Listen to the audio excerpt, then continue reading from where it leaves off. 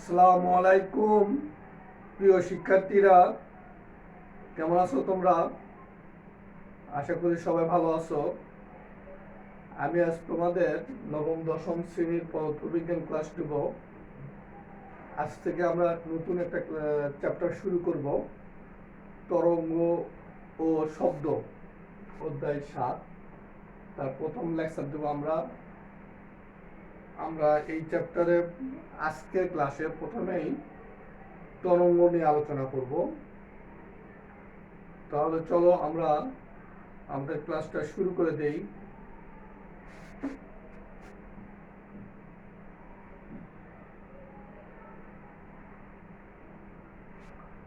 আমাদের চ্যাপ্টারটার নামই হলো তরঙ্গ শব্দ। তার মানে বোঝা যাচ্ছে এখানে তরঙ্গ শব্দ নিয়ে আলোচনা করা হবে। সেক্ষেত্রে আমরা প্রথমেই তরঙ্গ নিয়ে আলোচনা করব।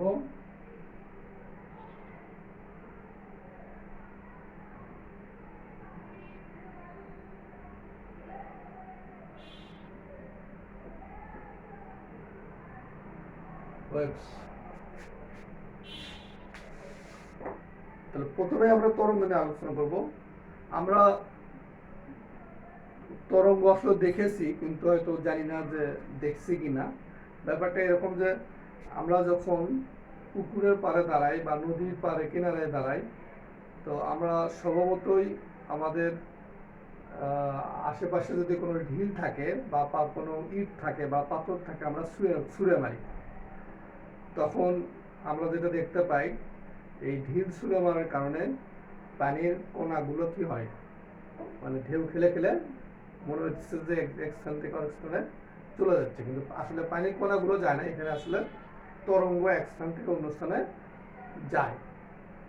আমরা যখন এই যে আমাদের ঘরে যখন আলো জ্বলে, এই আলোর ক্ষেত্রেও তাই, আলো কিন্তু আস্তে আস্তে ছড়িয়ে পড়ে। আমরা আমাদের শরীরে যখন বাতাস পাই, আমরা এই বাতাসও কিন্তু একই অবস্থা। তারপর আরো উদাহরণ দেওয়া যেতে পারে, আমরা যখন কথা বলি, এই কথার এই শব্দটাও আস্তে আস্তে সামনে ছড়িয়ে পড়ে তরঙ্গ আকারে। তাহলে আমাদের তরঙ্গ যদি আমরা সংজ্ঞা দিতে চাই, তাহলে আমরা এভাবে লিখতে পারবো, যে পর্যাবৃত্ত আন্দোলন কোনো জড় মাধ্যমের এক স্থান থেকে অন্য স্থানে শক্তি সঞ্চারিত করে। যে পর্যাবৃত্ত আন্দোলন কোনো জড় মাধ্যমের এক স্থান থেকে অন্য স্থানে শক্তি সঞ্চারিত করে, কিন্তু মাধ্যমের কণাগুলো স্থায়ীভাবে স্থানান্তর করে না, তাই তরঙ্গ। মানে পানি যখন ঢেউ খায়, পানি কিন্তু ঢেউ খায় ঠিকই, কিন্তু পানি কিন্তু ওখানেই থেকে যায়। পানি কিন্তু ঢেউয়ের সাথে সাথে তরঙ্গের সাথে সাথে সামনে চলে আসে না। বইয়ের যে সংখ্যাটা আছে এটাও দেখো, আমি বলি যে তরঙ্গ হচ্ছে একটা মাধ্যমের ভিতর দিয়ে এক জায়গা থেকে অন্য জায়গায় শক্তি পাঠানোর একটা প্রক্রিয়া। তরঙ্গটা কি? একটা মাধ্যমের ভেতর দিয়ে এক জায়গা থেকে অন্য জায়গায় শক্তি পাঠানোর প্রক্রিয়া। আমরা স্প্রিং দেখছি, স্প্রিংয়েও শক্তি এক জায়গা থেকে অন্য জায়গায় যায়। আমরা ওই আলো দেখছি বললাম। আমরা একটা দড়ি যদি নড়াই, দড়ির ভিতরে এই তরঙ্গ আকারে শক্তি এক জায়গা থেকে অন্য জায়গায় যায়। আশা করি তোমরা বুঝতে পারছো। তাহলে তরঙ্গ কাকে বলে? আমরা বললাম তরঙ্গ হচ্ছে একটা মাধ্যমের ভিতর থেকে অন্য মাধ্যমের, এক মাধ্যম থেকে অন্য মাধ্যমে শক্তি স্থানান্তরের প্রক্রিয়া। এক মাধ্যম থেকে অন্য মাধ্যমে শক্তি পাঠানোর একটা প্রক্রিয়া, যেখানে মাধ্যমের কণাগুলো তার নিজের অবস্থানে স্পন্দিত হতে পারে, নিজের অবস্থানে নড়াচড়া করতে পারে, কিন্তু সেখান থেকে সম্পূর্ণ সরে যাবে না, এটাই হলো তরঙ্গ। তাহলে তরঙ্গের প্রকারভেদ,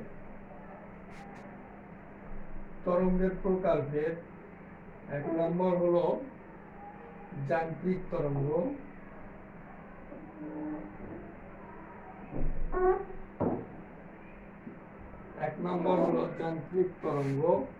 এটা ইয়গ।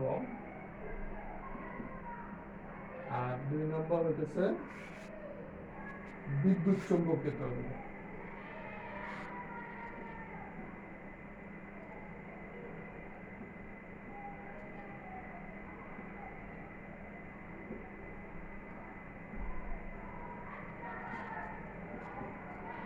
যান্ত্রিক তরঙ্গ আর আরেকটা হলো বিদ্যুৎ চুম্বকীয় তরঙ্গ। একটা হলো যান্ত্রিক তরঙ্গ, একটা হলো বিদ্যুৎ চুম্বকীয় তরঙ্গ। যান্ত্রিক তরঙ্গ কি? যে তরঙ্গ সঞ্চালনের জন্য স্থিতিস্থাপক মাধ্যমের প্রয়োজন তাকে যান্ত্রিক তরঙ্গ বলে। যে তরঙ্গ সঞ্চালনের জন্য, মানে সঞ্চালন বলতে এক জায়গা থেকে অন্য জায়গায় যাওয়ার জন্য একটা মাধ্যমের প্রয়োজন, স্থিতিস্থাপক মাধ্যমের প্রয়োজন, স্থিতিস্থাপক মাধ্যমের প্রয়োজন, স্থিতিস্থাপক মাধ্যমের প্রয়োজন তাকে যান্ত্রিক তরঙ্গ বলে। যান্ত্রিক তরঙ্গ কি? যেমন পানির তরঙ্গ, শব্দ তরঙ্গ, এই দড়ির ঢেউ খেলানো, এগুলো, হ্যাঁ, এগুলো হলো যান্ত্রিক তরঙ্গ। আরেকটা তরঙ্গ হলো বিদ্যুৎ চুম্বকীয় তরঙ্গ। বিদ্যুৎ চুম্বকীয় তরঙ্গটা কি বলছে? মানে উপরটা কি বললাম যে স্থিতিস্থাপক মাধ্যমের প্রয়োজন, আর বিদ্যুৎ চুম্বকীয় তরঙ্গ এখানে কোনো মাধ্যমের প্রয়োজন হয় না, মাধ্যমের প্রয়োজন হয় না। আমরা কথা বলি, এই কথা শোনার জন্য কি এই যে বায়ু মাধ্যম দরকার হয়, তো কিন্তু বিদ্যুৎ চুম্বকীয় তরঙ্গ এমন এক তরঙ্গ যার সঞ্চালনের জন্য কোনো মাধ্যমের প্রয়োজন হয় না। যেমন কি সূর্যের আলো, সূর্যের আলো এটা বিদ্যুৎ চুম্বকীয় তরঙ্গ, এই তরঙ্গ সঞ্চালনের জন্য কোনো মাধ্যমের প্রয়োজন হয় না। কি বললাম? যান্ত্রিক তরঙ্গ বললাম যে তরঙ্গ সঞ্চালনের জন্য স্থিতিস্থাপক মাধ্যমের প্রয়োজন হয়। যেমন কি বলছি, পানির তরঙ্গ, তারপর শব্দ তরঙ্গ, এগুলো। আর বিদ্যুৎ চুম্বকীয় তরঙ্গ হলো যে তরঙ্গ সঞ্চালনের জন্য কোনো মাধ্যমের প্রয়োজন হয় না তাকে বিদ্যুৎ চুম্বকীয় তরঙ্গ বলে। যেমন সূর্যের আলো। আরেকটা বিদ্যুৎ চুম্বকীয় তরঙ্গ আছে, এটা হলো gravity wave. Gravity wave, gravity wave, gravity wave.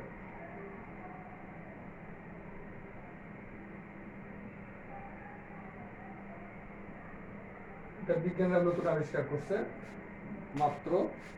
তাহলে আমরা তরঙ্গের দুটো প্রকারভেদ শিখলাম, একটা যান্ত্রিক তরঙ্গ, একটা হলো বিদ্যুৎ চুম্বকীয় তরঙ্গ।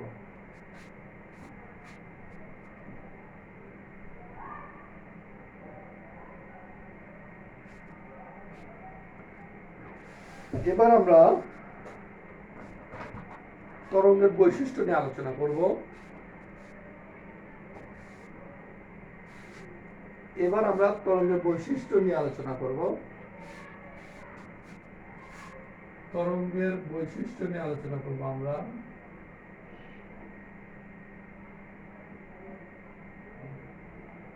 তরঙ্গের আমরা বৈশিষ্ট্য নিয়ে আলোচনা করব। তরঙ্গের বৈশিষ্ট্য এক নম্বর এরকম হইতে হয় যে যান্ত্রিক তরঙ্গ সঞ্চালনের জন্য মাধ্যমের প্রয়োজন। যান্ত্রিক তরঙ্গ সঞ্চালনের জন্য মাধ্যম প্রয়োজন। যান্ত্রিক তরঙ্গ সঞ্চালনের জন্য মাধ্যম প্রয়োজন। যান্ত্রিক তরঙ্গ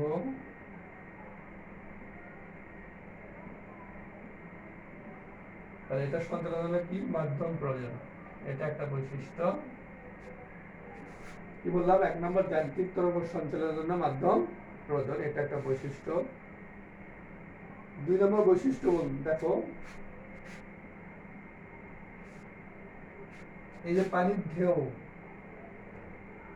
অথবা দড়ি, মানে বলছে তরঙ্গের কণাগুলো মাধ্যমের ভিতর দিয়ে যাওয়ার সময়, এই তরঙ্গের কণাগুলো মাধ্যমের ভিতর দিয়ে যাওয়ার সময় নিজ অবস্থান থেকে স্পন্দিত হয়। তরঙ্গের কণাগুলো মাধ্যমের ভিতরে যাওয়ার সময় নিজ অবস্থান থেকে স্পন্দিত হয়, মানে কাপে কিংবা উপর নিচে ওঠে, কাপে কিংবা মানে কাপে কিংবা উপর নিচে ওঠে, এরকম কাপে কিংবা উপর নিচে ওঠে, উপর নিচে যায়, কিন্তু কণাগুলো নিজে তরঙ্গের সাথে সাথে সরে যায় না। আবারও বলছি, দেখো তরঙ্গের কণাগুলো মাধ্যমের ভিতর দিয়ে যাওয়ার সময় নিজ অবস্থান থেকে স্পন্দিত হয়, নড়াচড়া করে, উপর নিচে যায়, নড়াচড়া করে এরকম, কিন্তু কিন্তু কণাগুলো নিজ অবস্থান থেকে সরে যায় না, তরঙ্গের সাথে সরে যায় না। তরঙ্গ যায় কিন্তু কণাগুলো কিন্তু থেকে যায়, তরঙ্গ যায় কিন্তু কণাগুলো কিন্তু থেকে যায়। 3 নম্বর,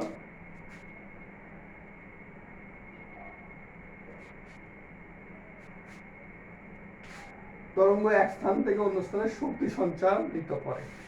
আমরা এই সংজ্ঞাই বলছিলাম যে এক স্থান থেকে অন্য স্থানে শক্তি সঞ্চারিত করে। তাহলে তরঙ্গ কি করে? এক স্থান থেকে অন্য স্থানে শক্তি সঞ্চালন করে। শক্তি যত বেশি হবে তরঙ্গের বিস্তার তত বেশি হবে। শক্তি যত বেশি হবে তরঙ্গের বিস্তার তত বেশি হবে। বিস্তারটা আমরা একটু পরে শিখতেছি। শক্তি যত বেশি হবে বিস্তার তত বেশি হবে। আর এই শক্তি আর বিস্তার হলো একটা সম্পর্ক আছে। শক্তি আর বিস্তারের মধ্যে সম্পর্ক হলো শক্তি তরঙ্গের বিস্তারের বর্গের সমানুপাতিক। শক্তি তরঙ্গের বিস্তারের বর্গের সমানুপাতিক। শক্তি তরঙ্গের বর্গের বিস্তারের শক্তি তরঙ্গের বর্গের বিস্তারের শক্তি তরঙ্গের বিস্তারের বর্গের সমানুপাতিক।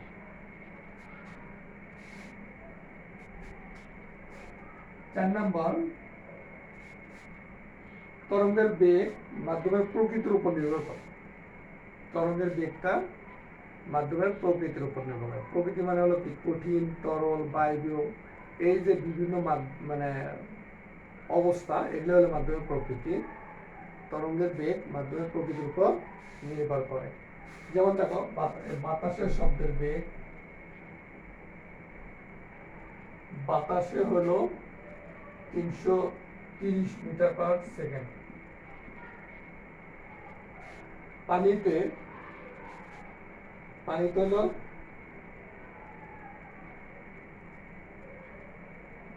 1439 মিটার পার সেকেন্ড। এইভাবে আবার কঠিন পদার্থ আরো একটু বেশি, মানে এইভাবে। তাহলে তরঙ্গের বেগ হলো মাধ্যমের প্রকৃতির উপর নির্ভর করে। 5 নম্বর হচ্ছে তরঙ্গের প্রতিফলন প্রতিসরণ ঘটে।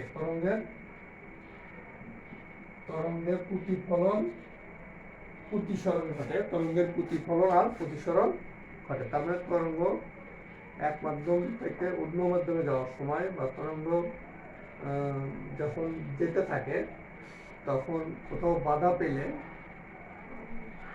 অনেক সময় কোনো এক মাধ্যম থেকে অন্য মাধ্যমে গেলে কিছু তরঙ্গ মাধ্যম ভেদ করে অন্য মাধ্যমে চলে যায়, আর কিছু তরঙ্গ আবার পূর্বের মাধ্যমে ফিরে আসে। এটাই হলো তরঙ্গের প্রতিফলন ও প্রতিসরণ। সর্বশেষ আরেকটা আছে, তরঙ্গের উপরিপাতন হয়। তরঙ্গের উপরিপাতন হয়।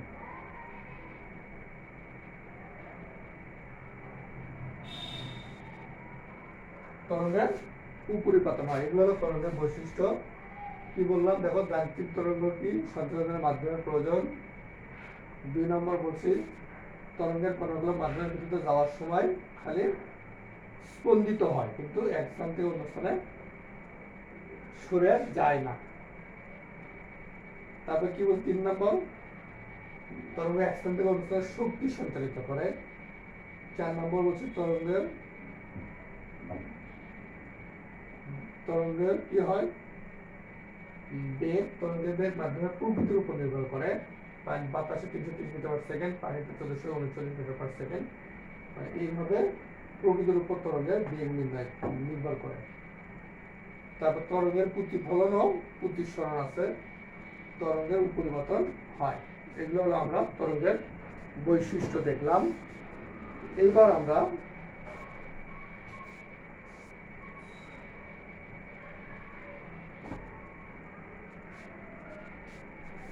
তাহলে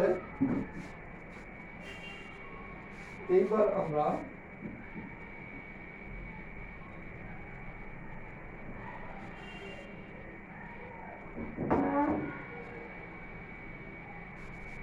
তরঙ্গের আরো একটা প্রকারভেদ দেখব। সেটা হলো মানে তরঙ্গগুলো কিভাবে যায়, মাধ্যমের সাথে কিভাবে যায়, লম্বালম্বি ভাবে নাকি সমান্তরাল, এটার উপর নির্ভর করে তরঙ্গকে দুই ভাগে ভাগ করা হয়েছে। একটা হলো অনুপ্রস্থ তরঙ্গ,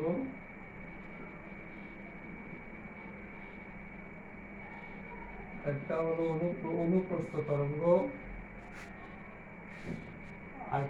অনুদৈর্ঘ্য তরঙ্গ।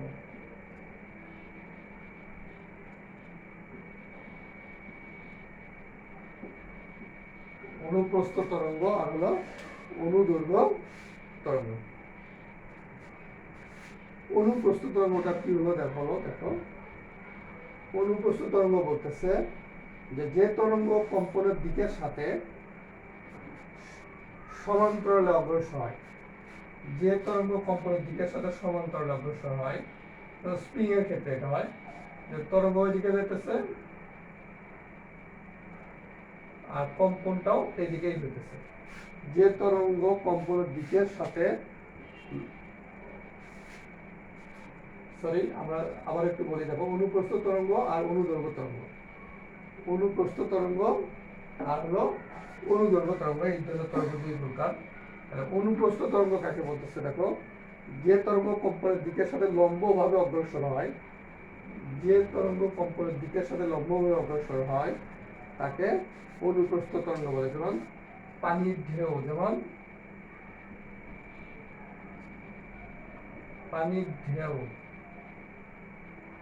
তারপরে দড়ি যে দোল খায় এটা, তারপরে দড়ি ওঠানামা, এগুলো হলো অনুপ্রস্থ তরঙ্গ। এগুলো কম্পনের দিকের সাথে লম্বভাবে অগ্রসর হয়,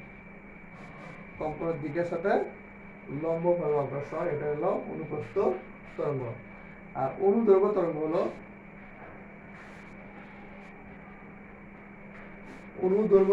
হলো যে তরঙ্গ কম্পনের দিকের সাথে সমান্তরালভাবে অগ্রসর হয়, এটা হলো সমান্তরাল। যে তরঙ্গ কম্পনের দিকের সাথে সমান্তরালভাবে অগ্রসর হয় তাকে অনুদৈর্ঘ্য তরঙ্গ বলে। যেমন স্প্রিং এর তরঙ্গ, বায়ুতে যে তরঙ্গ হয় এগুলো হলো অনুদৈর্ঘ্য তরঙ্গ। স্প্রিং এর তরঙ্গ, বায়ুর যে তরঙ্গ হয় এগুলো হলো অনুদৈর্ঘ্য তরঙ্গ। তাহলে অনুপ্রস্থ হলো লম্বভাবে যায় আর অনুদৈর্ঘ্য হলো সমান্তরালে অগ্রসর হয়। হ্যাঁ, অনুপ্রস্থ হলো পানির ঢেউ, দড়ি যে দোল খাওয়া এটা, আর অনুদৈর্ঘ্য হলো সমান্তরাল ভাবে যায় এটা, আর এটা হলো স্প্রিং এর তরঙ্গ, বায়ুতে তরঙ্গ যেগুলো সেটা।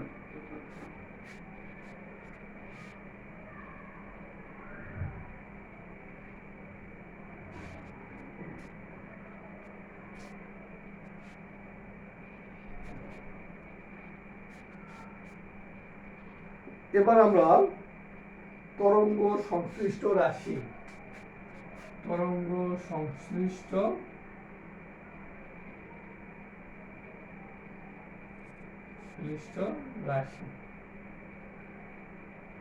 তরঙ্গের সাথে সম্পর্ক আছে এরকম কিছু রাশি আমরা দেখব। যেমন একটা হলো পূর্ণ স্পন্দন,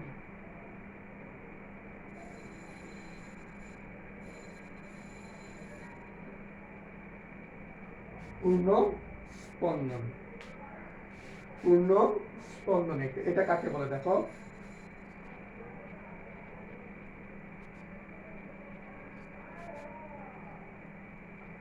বলছে পূর্ণ স্পন্দন বলছে দেখো, তরঙ্গের উপরস্থ কোনো কণা একটি নির্দিষ্ট বিন্দু থেকে যাত্রা শুরু করে আবার একই দিক থেকে সেই বিন্দুতে ফিরে এলে, তরঙ্গের উপরস্থ কোনো কণা একটি নির্দিষ্ট বিন্দু থেকে যাত্রা শুরু করে আবার একই দিক থেকে সেই বিন্দুতে ফিরে এলে তাকে একটি পূর্ণ স্পন্দন বলে।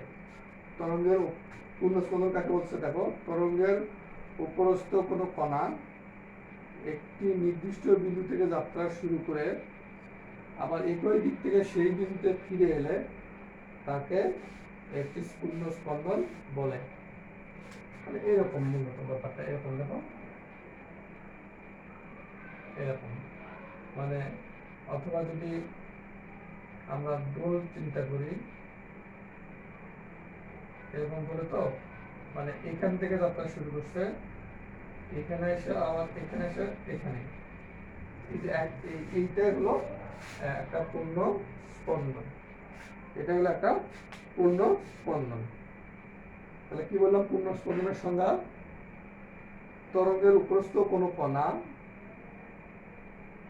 একটি নির্দিষ্ট বিন্দু থেকে যাত্রা শুরু করে আবার একই দিক থেকে, নির্দিষ্ট বিন্দু থেকে যাত্রা শুরু করে আবার একই দিক থেকে সেই বিন্দুতে ফিরে এলে তাকে একটি পূর্ণ স্পন্দন বলে, তাকে একটি পূর্ণ স্পন্দন বলে।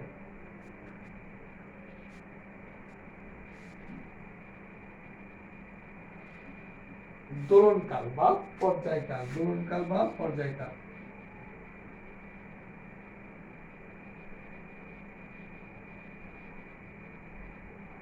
দোলনকাল বা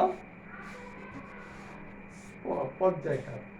পূর্ণ স্পন্দন হতে কি, যখন একটা পূর্ণ স্পন্দন হয় সেখানে কি পূর্ণ স্পন্দন হতে একটা সময় লাগে না? অবশ্যই একটা সময় লাগে। তাহলে এই পর্যায়কালের সংজ্ঞা, একটি পূর্ণ স্পন্দন হতে যে সময় লাগে তাকে পর্যায়কাল বলে। একটি পূর্ণ স্পন্দন হইতে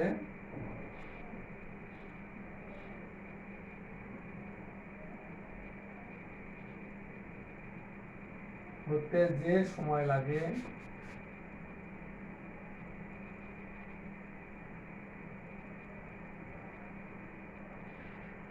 একটি পূর্ণ স্পন্দন হতে যে সময় লাগে তাকে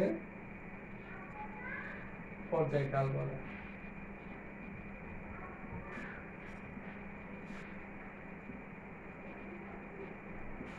একটি পূর্ণ স্পন্দন হতে যে সময় লাগে তাকে পর্যায়কাল বলে। এই পর্যায়কালকে কি দ্বারা প্রকাশ করা হয়? এই পর্যায়কালকে কি দ্বারা প্রকাশ করা হয়? আর এদের সময়, এই জন্য এই একক হলো সেকেন্ড, এর একক হলো সেকেন্ড। একটি পূর্ণ স্পন্দন হতে যে সময় লাগে তাকে পর্যায়কাল বলে। এরপরে আমরা যেটা আলোচনা করব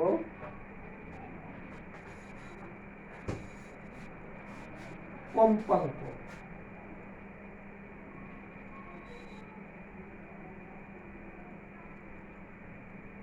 কম্পাঙ্ক, এরপর আমরা আলোচনা করব কম্পাঙ্ক।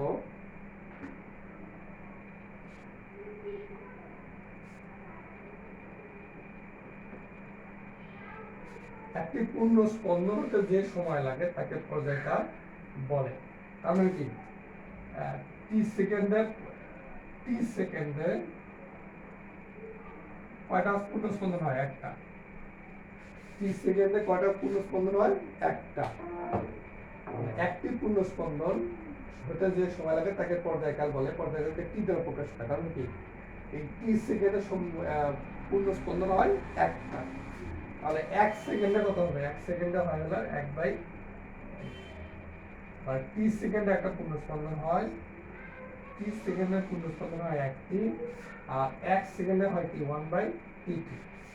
এবার কম্পাঙ্কের সংজ্ঞায় বলতেছে একটি পূর্ণ স্পন্দন হতে, না, কম্পাঙ্ক বলতেছে যে এই যে টি সেকেন্ডে হলে একটি হয়, তাহলে এক সেকেন্ডে হলে 1/tt হয়। তাহলে কম্পাঙ্ক বলছে প্রতি সেকেন্ডে যতগুলো পূর্ণ স্পন্দন, প্রতি সেকেন্ডে যতগুলো পূর্ণ স্পন্দন সৃষ্টি হয় তাকে তরঙ্গের কম্পাঙ্ক বলে।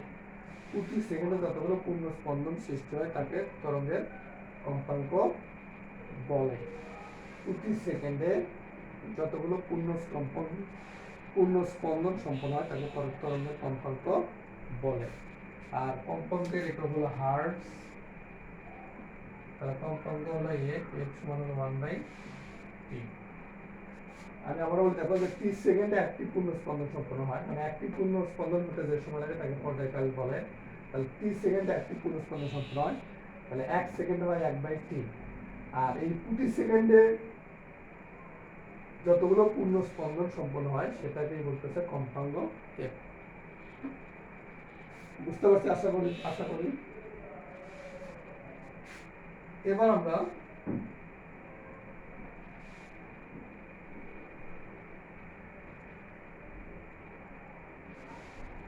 আমরা শিখব হলো বিস্তার।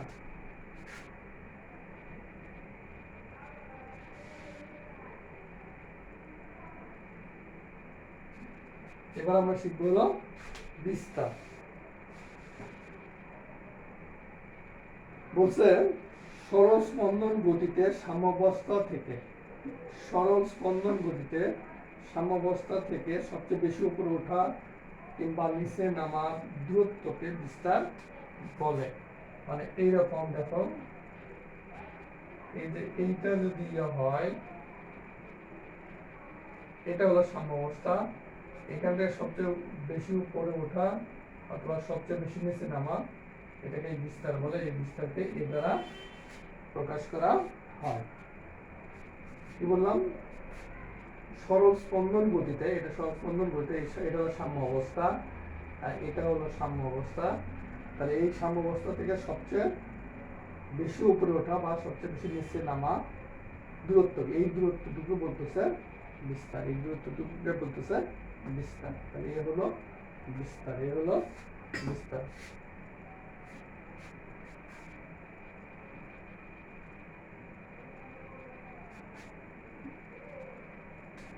দশা,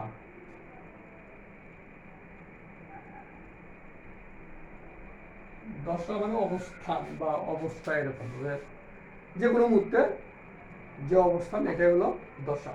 তাহলে কি বলছে দেখো, কোনো এক মুহূর্তে তরঙ্গ সাম্যাবস্থা থেকে যে দূরত্ব থাকে, কোনো এক মুহূর্তে তরঙ্গ সাম্যাবস্থা থেকে যে দূরত্বে থাকে, সেই অবস্থানটা হচ্ছে তার দশা। তাহলে এইটা হলো সাম্যাবস্থান। তাহলে কি হলো, এই যে মনে করো এখানে এই দূরত্বটা হলো যে কোনো মুহূর্তে যে দূরত্ব, এটা হলো দশা। এখানে এটাই দশা, এখানে এটাই দশা। মানে কোনো এক মুহূর্তে তরঙ্গ সাম্যাবস্থা, এটা হলো সাম্যাবস্থা থেকে যে দূরত্ব থাকে, সেই অবস্থানটি হচ্ছে তার দশা। সেই অবস্থাটি হচ্ছে তার দশা। ওই অবস্থানটা দশা, দূরত্ব না, অবস্থানটা হচ্ছে দশা। আশা করি তোমরা বুঝতে পারছো। এবার আমরা দেখবো তরঙ্গ দৈর্ঘ্য।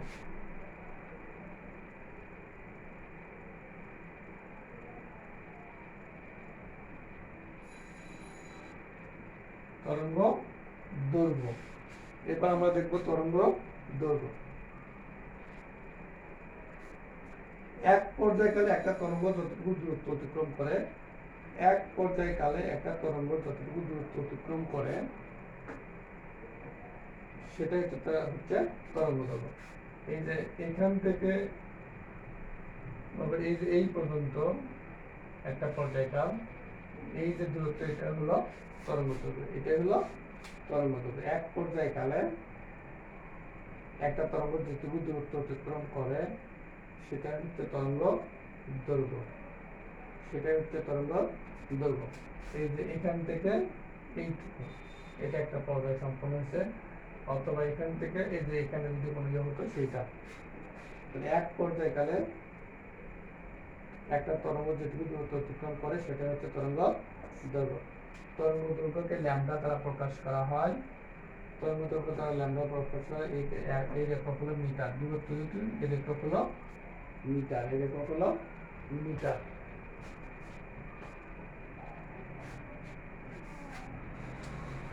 আমরা এরপরে শিখব তরঙ্গ বেগ। তরঙ্গের একটা বেগ আছে, এইটা হলো ভি, তরঙ্গ বেগ ভি। প্রতি সেকেন্ডে একটা তরঙ্গ যে দূরত্ব অতিক্রম করে, তাকে তরঙ্গ বেগ বলে। প্রতি সেকেন্ডে একটা তরঙ্গ যে দূরত্ব অতিক্রম করে,